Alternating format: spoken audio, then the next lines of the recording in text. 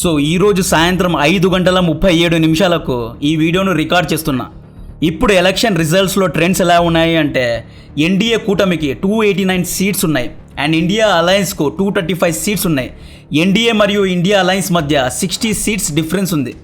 So NDA ప్రభుత్వాన్ని స్థాపించాలి అంటే magic number 272 seats రావాలి. బట్ ఎన్డీఏ దగ్గర ప్రస్తుతం 289 సీట్స్ ఉన్నాయి. లాజికల్గా ఈ ట్రెండ్ ప్రకారంగా చూస్తే ఎన్డీఏ ప్రభుత్వాన్ని స్థాపిస్తుంది. బట్ ఇప్పటికీ 10 సీట్లలో టగ్ ఆఫ్ వార్ జరుగుతోంది. 10 సీట్స్ ఎటైనా మారొచ్చు. ఆ 10 సీట్స్ ఉత్తరప్రదేశ్లో ఉన్నాయి. సో ఫైనల్ నంబర్స్ బీజేపీకు దాదాపు 252 సీట్స్ వచ్చినా మిగతా 19 to 20 సీట్స్ కీలకంగా మారున్నాయి. ఈ 19 to 20 సీట్స్ బీజేపీకి ఇచ్చే నాయకుడు మన ఆంధ్రప్రదేశ్కు చెందిన టీడీపీ పార్టీ యొక్క చంద్రబాబు నాయుడు గారు and Janasena party. TDP Janasena కూటమి దగ్గర దాదాపు 19 సీట్స్ ఉన్నాయి. ఈ 19 సీట్స్ ఒకవేళ బీజేపీకి వస్తే బీజేపీ 272 మార్కును ఈజీగా క్రాస్ చేస్తుంది. అదేంటి బీజేపీ దగ్గర 289 సీట్స్ ఉన్నాయి కదా, మెజారిటీ ఆల్రెడీ ఉంది కదా అంటే బీహార్ నాయకుడైన నితీష్ కుమార్ను నమ్మలేము. ఇతను ఎటువైపు అయినా వెళ్ళొచ్చు. యాక్చువల్లీ నితీష్ కుమార్ అనే వ్యక్తి ఇండియా అలయన్స్ను స్థాపించిన ఫౌండర్. ఇతను ఇండియా అలయన్స్ యొక్క కర్త కర్మ క్రియ నితీష్ కుమారే. నితీష్ కుమార్ అక్కడ సరిపోక ఎన్డీఏలో చేరాడు. నితీష్ కుమార్ ఏమైనా చేయగలడు. నితీష్ కుమార్ దగ్గర 11 సీట్స్ ఉన్నాయి. ప్రస్తుతం ఎన్డీఏ అలయన్స్ దగ్గర 290 సీట్స్ ఉన్నాయి. ఇందులో ఒకవేళ నితీష్ కుమార్ వెన్నుపోటు పొడిస్తే బీజేపీ దగ్గర 279 సీట్స్ మాత్రమే ఉంటాయి. మ్యాజిక్ నంబర్ 272 సీట్స్కు కేవలం 7 సీట్ల మెజారిటీతో ఎన్డీఏ కూటమి ఉంటుంది. ఈ 7 సీట్లు అనేవి ఎటైనా వెళ్ళొచ్చు. అందుకే చంద్రబాబు నాయుడు గారు మరియు పవన్ కళ్యాణ్ గారి కూటమి ప్రధాన పాత్ర పోషించబోతోంది. వీరి దగ్గర దాదాపు 19 to 20 సీట్స్ ఉన్నాయి. ఈ 20 సీట్స్ మోడీ 3.0ను డిసైడ్ చేయనున్నాయి. ఆంధ్రప్రదేశ్ కోసం స్పెషల్ స్టేటస్ను డిమాండ్ చేయడానికి దీనికంటే మంచి సమయం రాదు. 2014 నుండి ఆంధ్రప్రదేశ్కు స్పెషల్ స్టేటస్ ఇవ్వండి అని పోరాడుతున్నాం. ఇప్పటి వరకు ఇవ్వలేదు. మనకు రాజకీయంగా కూడా ఇటువంటి సందర్భం రాలేదు. చంద్రబాబు నాయుడు గారు పవన్ కళ్యాణ్ గారు కింగ్ మేకర్స్లా ఉన్నారు కాబట్టి దీనికంటే మంచి సమయం ఎప్పుడూ రాదు. ఈ టైంలో స్పెషల్ స్టేటస్ను డిమాండ్ చేయలేదా, ఎప్పటికీ రాదు. దీనికంటే మంచి పొలిటికల్ సిచ్యువేషన్ రానే రాదు. అసలు ఈ స్పెషల్ స్టేటస్ అంటే ఏంటి, ఎందుకు ఆంధ్రప్రదేశ్కు స్పెషల్ స్టేటస్ కావాలి అనే విషయాలు చెప్తా. దానికంటే ముందు ట్రెండ్స్ ఒకసారి చూద్దాం. మధ్యప్రదేశ్లో బీజేపీ పార్టీ క్లీన్ స్వీప్ చేసింది. 29 సీట్స్లో 29 సీట్స్ కొట్టిందండి. ఢిల్లీలో 7 out of 7 seats BJP party కొట్టింది. ఉత్తరప్రదేశ్లోని టోటల్ 80 సీట్స్లో బీజేపీ పార్టీ కేవలం 36 సీట్స్లో మెజారిటీలో ఉంది. ఇక్కడ దెబ్బ పడింది. హర్యానాలోని 10 సీట్లో బీజేపీ పార్టీకి 5 సీట్స్ వచ్చాయి, కాంగ్రెస్ పార్టీకి 5 సీట్స్ వచ్చాయి. మహారాష్ట్రలో టోటల్ 48 సీట్స్లో బీజేపీ పార్టీకు 12 సీట్స్ వచ్చాయి. మిగతా సీట్స్ అన్ని ఇండియా అలయన్స్కి వచ్చాయి. ఆంధ్రప్రదేశ్లో టోటల్ 25 సీట్స్లో వైఎస్ఆర్సీపీ పార్టీకి 4 సీట్స్ వచ్చాయి. టీడీపీ పార్టీకి 16 సీట్స్ వచ్చాయి. జనసేన పార్టీకి 2 సీట్స్ వచ్చాయి. బీజేపీ పార్టీకి 3 సీట్స్ వచ్చాయి. అండ్ ఈ 21 సీట్స్ గేమ్ను చేంజ్ చేయబోతున్నాయి. TDP party 16 seats, BJP party 3 seats, Janasena party 2 seats. Total 21 seats గేమ్ను చేంజ్ చేయబోతున్నాయి. తెలంగాణలో టోటల్ 19 సీట్స్లో 8 సీట్స్ కాంగ్రెస్ పార్టీకి వచ్చాయి, 8 సీట్స్ బీజేపీ పార్టీకి వచ్చాయి అండ్ 1 సీట్ ఏఐఎంఐఎంకి వచ్చింది. ఇక్కడ బీజేపీ పార్టీ లేదా నరేంద్ర మోడీ గారు మూడోసారి ప్రధానమంత్రి అవ్వడానికి లేదా మోడీ సీట్ను కాపాడింది తెలుగు రాష్ట్రాలే. తెలుగు రాష్ట్రాల్లో దాదాపు 28 సీట్లు ఎన్డీఏ అలయన్స్కి వచ్చాయి. ఇందులో తెలంగాణలో 8 సీట్లు బీజేపీకి వచ్చాయి అండ్ దాదాపు 19 సీట్స్ ఎన్డీఏ కూటమికి వచ్చింది. ఈ 29 సీట్స్ కారణంగా ఉత్తరప్రదేశ్ ఓటమిని కవరప్ చేయగలిగారు.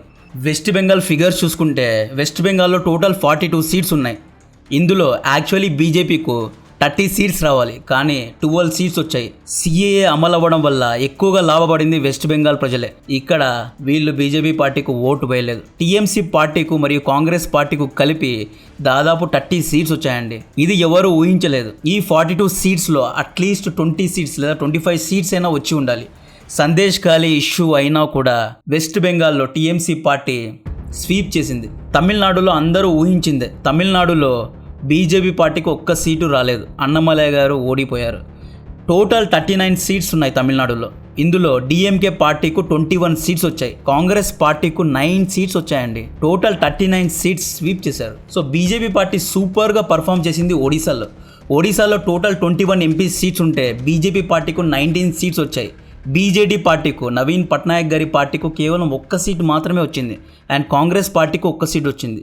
సో ఒడిశాలో అండ్ తెలంగాణలో BJP party when compare to before elections ఈ ఎలక్షన్స్లో బాగా పర్ఫామ్ చేసింది. యాక్చువల్లీ బీజేపీ పార్టీ గెలుపుకి కారణం ఏంటి అంటే బీజేపీ పార్టీ ఎక్స్పాండ్ చేయగలిగింది. ఐ థింక్ బీజేపీ పార్టీకి తెలుసు ఉత్తరప్రదేశ్లో నార్త్ బెల్ట్లో ఓట్స్ రావు అని తెలుసుకొని సౌత్ బెల్ట్లో ఎక్కువగా ప్రచారం చేసింది. అండ్ ఎన్డీఏ అలయన్స్ చేసిన మంచి పని ఏంటి అంటే బాబు గారితో పొత్తు పెట్టుకోవడం. బాబు గారు యాక్చువల్లీ కింగ్ మేకర్ అండి, ఇది ఎవరికి అర్థం కావడం లేదు. సో బాబు గారి దగ్గర చాలా లీవరేజ్ ఉంటుంది. ఈయనకు క్యాబినెట్లో మంచి ర్యాంక్ కూడా ఇస్తారు, లేదా ఈయన్ను ఎన్డీఏకు కన్వీనర్ చేస్తారు, లేదా ప్రెసిడెంట్ చేస్తారు. బాబు గారికి అండ్ పవన్ కళ్యాణ్ గారికి మంచి పవర్ ఇస్తారు. ఇదే మంచి సమయం. ఇలాంటి సమయంలోనే స్పెషల్ స్టేటస్ను తీసుకురండి. ఎందుకంటే తెలంగాణ ఎక్కడికో వెళ్ళిపోయింది, డెవలప్మెంట్లో హైదరాబాద్ ఎక్కడికో వెళ్ళిపోయింది. బట్ ఆంధ్రప్రదేశ్లో సరైన క్యాపిటల్ సిటీ లేదు. ఐటీ విషయంలో తెలంగాణ ఎక్కడికో వెళ్ళిపోయింది. హైదరాబాద్ని అసలు కంపేర్ చేసేకే లేదు. ప్రతి ఒక్క MNC company, IT MNC companies అన్నీ హైదరాబాద్లో ఉన్నాయి. ఇన్ఫ్రాస్ట్రక్చర్ విషయంలో హైదరాబాద్ని సరితూగే సిటీ లేదు. సో ఈ విధంగా తెలంగాణ ఎక్కడికో వెళ్ళిపోతోంది. బట్ ఆంధ్రప్రదేశ్లో సరైన ఇన్ఫ్రాస్ట్రక్చర్ లేదు అండ్ ఐటీ కంపెనీస్ చాలా తక్కువగా ఉన్నాయి. ఆంధ్రప్రదేశ్లో బీటెక్ కంప్లీట్ చేసిన వారందరూ హైదరాబాద్కి వెళ్ళాలి, లేదా బెంగళూరుకి వెళ్ళి ఉద్యోగాలు తెచ్చుకోవాలి. సో ఆంధ్రప్రదేశ్ని ఐటీ హబ్గా చేయాలి అంటే సో బాబు గారు స్పెషల్ స్టేటస్ను తీసుకురావాలి, లేదా సెంటర్ నుంచి ఎక్కువ అసిస్టెన్స్ను తీసుకోవాలి, ఇన్ఫ్రాస్ట్రక్చర్ను డెవలప్ చేయాలి. ఈయన దగ్గర ఇప్పుడు పవర్ ఉంది. ఈయన ఈ సందర్భాన్ని, ఈ సమయాన్ని బాగా వాడుకోవాలి. ఈయన ఎన్డీఏలోనే ఉండాలి, ఎందుకంటే మ్యాట్రిక్స్ ఈయనకు ఎన్డీఏలో సూట్ అవుతోంది. ఈయనకు మ్యాట్రిక్స్ ఇండియా అలయన్స్లో సూట్ అవ్వడం లేదు. బట్ లాబింగ్ జరుగుతోంది. చంద్రబాబు నాయుడుతో ఇండియా అలయన్స్ డిస్కస్ చేస్తున్నారు. ఒకవేళ ఇండియా అలయన్స్కు బాబు గారు సపోర్ట్ ఇచ్చిన పవన్ కళ్యాణ్ గారు సపోర్ట్ ఇవ్వరు. ఎందుకంటే పవన్ కళ్యాణ్కు మరియు మోడీ గారికి మంచి రిలేషన్ ఉంది అనుకుంటున్నా. సో ఒకవేళ బాబు గారు ఇండియా అలయన్స్తో లీన్ అవుతే పవన్ కళ్యాణ్ గారి నుండి ఫ్రిక్షన్ వచ్చే అవకాశం ఉంది. కాబట్టి బాబు గారు డెఫినెట్గా ఎన్డీఏకే సపోర్ట్ చేస్తారు. అండ్ ఈ మ్యాట్రిక్స్ ఒకసారి చూడండి, 20 సీట్స్ 21 సీట్స్ డిఫరెన్స్ ఏమైనా చేయగలదు. ఈ 21 సీట్స్ ఇండియా అలయన్స్కు కావాలి, ఎన్డీఏకు కావాలి. నితీష్ కుమార్ను నమ్మలేము, లాంగ్ టర్మ్లో నితీష్ కుమార్ను నమ్మలేము. ఒకవేళ బీజేపీ పార్టీకు 250 సీట్స్ వచ్చాయి అనుకోండి, ఆ మిగతా 20 సీట్స్ బాబు గారు జనసేన పార్టీ నుంచి రావాలి. ఈ నితీష్ కుమార్ అనేవాడు ఊసరివల్లి లాంటి వాడు. ఇతను ఒకసారి బీజేపీలో ఉంటాడు, ఒకసారి కాంగ్రెస్లో ఉంటారు, మళ్ళీ బీజేపీకి వస్తాడు. ఎప్పుడైనా ఈయన కాంగ్రెస్కు వెళ్ళొచ్చు.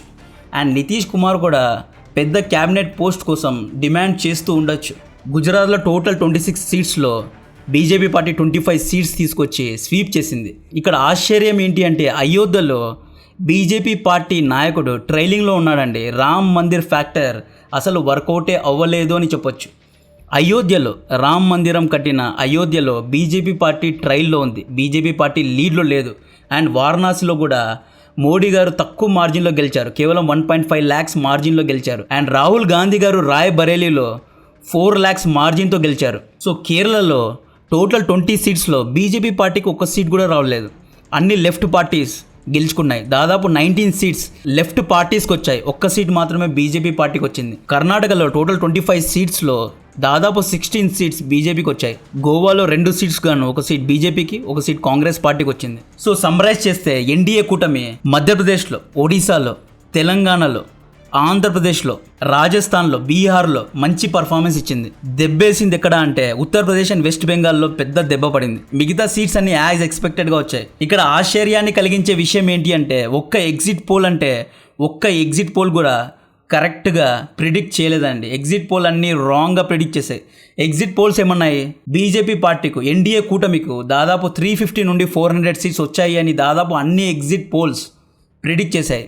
ఇండియా అలయన్స్కు 150 నుండి 180 సీట్స్ మాత్రమే వస్తాయని ప్రిడిక్ట్ చేశారు. బట్ ఇండియా అలయన్స్కు దాదాపు 234 నుండి 240 సీట్స్ వస్తున్నాయి. సో ఈ రెండు కూటముల మధ్య 60 సీట్స్ డిఫరెన్స్ ఉంది. సో ఇప్పుడు బాబు గారి దగ్గర మంచి ఛాన్స్ ఉంది. ఏపీకు స్పెషల్ స్టేటస్ అడిగే ఛాన్స్ ఉంది. ఏపీకు స్పెషల్ స్టేటస్ వస్తే ఎటువంటి లాభాలు ఉంటాయి అంటే ఇప్పటి వరకు భారత్లో Assam, Nagaland, Himachal Pradesh, Manipur, Meghalaya, Sikkim, Tripura, Arunachal Pradesh, Mizoram special category status ఉంది. సో స్పెషల్ కేటగిరీ స్టేటస్ ఉన్న రాష్ట్రాలకు దాదాపు 30% సెంట్రల్ గవర్నమెంట్ నుండి అసిస్టెన్స్ వస్తుంది, ఫండ్స్ వస్తాయి. దీంతో మనం ఇన్ఫ్రాస్ట్రక్చర్ను డెవలప్ చేయొచ్చు. సో ఐటీ కంపెనీస్కు కావాల్సిన ఇన్ఫ్రాస్ట్రక్చర్ను ఇంకా బాగా డెవలప్ చేయొచ్చు. రోడ్స్ అండ్ రైల్స్ను డెవలప్ చేయొచ్చు.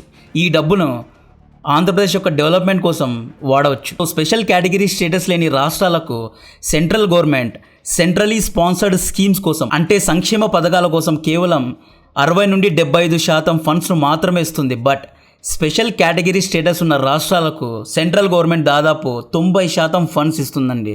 సో వెల్ఫేర్ పరంగా కూడా ఆంధ్రప్రదేశ్ డెవలప్ అవుతుంది. సో నార్మల్లీ ఒక ఫినాన్షియల్ ఇయర్లో ఖర్చు చేయని డబ్బు ల్యాప్స్ అవుతుంది. బట్ స్పెషల్ కేటగిరీ స్టేటస్ ఉన్న రాష్ట్రాలకు అది ల్యాప్స్ అవ్వదు, నెక్స్ట్ ఇయర్కి యూజ్ చేసుకోవచ్చు. సో స్పెషల్ కేటగిరీ స్టేటస్ ఉన్న రాష్ట్రాలకు excise, custom duty and income ట్యాక్స్లో కన్సెషన్స్ ఉంటాయి.